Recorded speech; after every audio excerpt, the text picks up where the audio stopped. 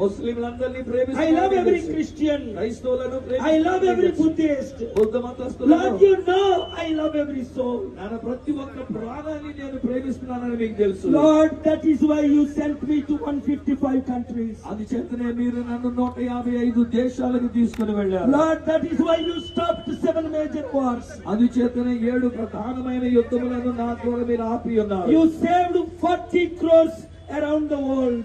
నా లోకమంతటిలో దాదాపు 40 కోట్ల మంది ప్రజలు మీరు రక్షించి Lord, you did wonders and miracles.